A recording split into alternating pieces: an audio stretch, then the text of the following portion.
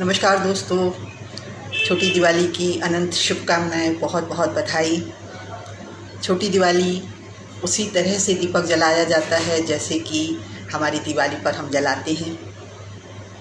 छोटी दिवाली की क्यों मनाया जाता है, अगर ऐसा देखें तो निश्चित तौर पर हम पाएंगे कि कोई न कोई पौराणिक कथा इसमें छिपी होगी और इस कथा के माध्यम से ही हम आगे जानेंगे कि हमारा जो क्या मकसद रहा है इसको मनाने का।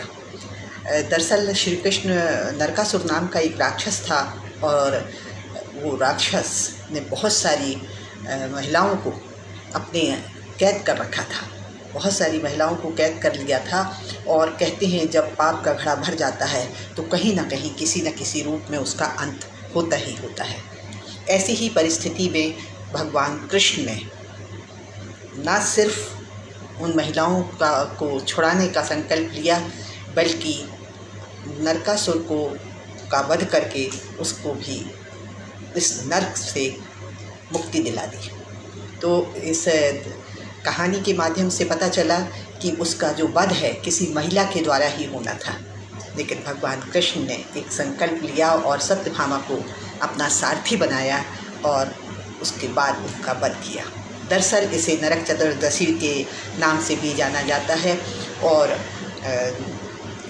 ऐसी जगह नालों में या उस बाथरूम में ऐसी जगह भी लगाते हैं ताकि नर्क के अंतर, उसे नर्क का रूप दिया गया है, उनको भी हम उजाला दें, उनको रोशनी दें, उन्हें सद्बुद्धि दें।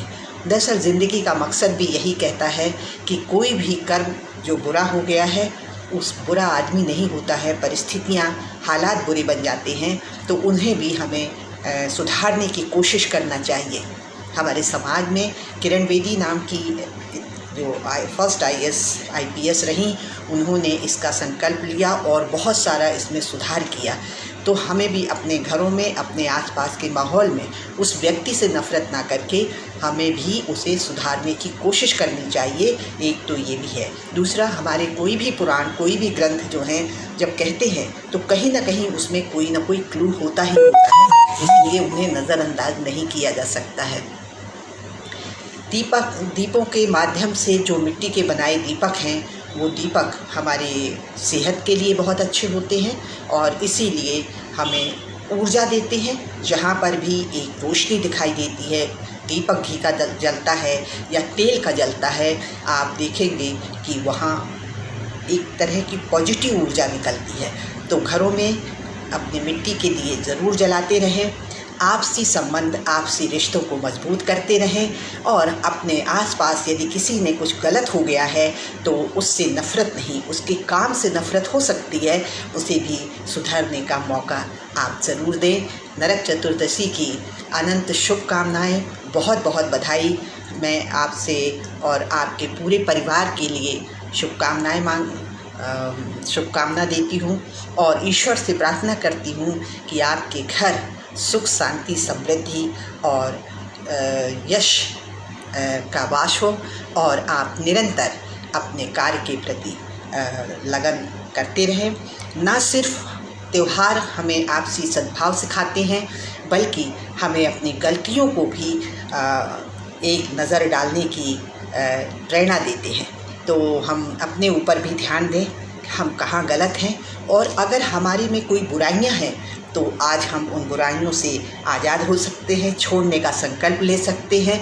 दरअसल बुराइयां ही नर्क में धकेलने के लिए एक रास्ता तय करती हैं। तो हम उन बुराइयों से दूर रहें, गंदी आदतों से दूर रहें। आदतें हम बनाते हैं तो हम अच्छी से अच्छी आदतों को बनाने का संकल्प लें। मात्र नकल करके हम उस परंपरा को निभाते रहें, इसकी जगह हम ये भी देखें कि क्या उन परंपराओं से हमारे समाज में कोई सुधार हो रहा है, क्या उन परंपराओं का कोई वैज्ञानिक साइंटिफिक अर्थ भी है। ये करना इसलिए ज़रूरी है क्योंकि हमारे बच्चे संस्कार के रूप में इनको देखते हैं और अपनी भारतीय संस्कृति, भारतीय सभ्यता, भारतीय कल्चर को अपनाते हैं, जो हमारे लिए पूरे विश्व में एक प्रेरणा का स्रोत है। तो कहीं ना कहीं हम अन्य लोगों की तरह, विश्व के किसी भी देशों से ज़्यादा अपने सुख शांति समृद्धि और रिश्तों को संजोए हुए हैं। हमें इन रास्तों पर ज़रूर चलना चाहिए और दीपावली का त्यौहार खुशी खुशी मनाइए। थोड़ा सावधानी ज़रूर रखिए, क्योंकि पटाखों के वजह से या दीपों की वजह से कहीं कोई छोटा बच्चा आहत ना हो। इन्हीं शुभकामनाओं के साथ मैं विदा लेती हूँ कि आपके घर में ढेरों खुशियाँ आए, कभी कभी जिन्हें संवारने को, जिन्हें बटोरने को आप हमें भी बुलाएं। आज इतना ही। जय हिंद, जय भारत, नमस्कार।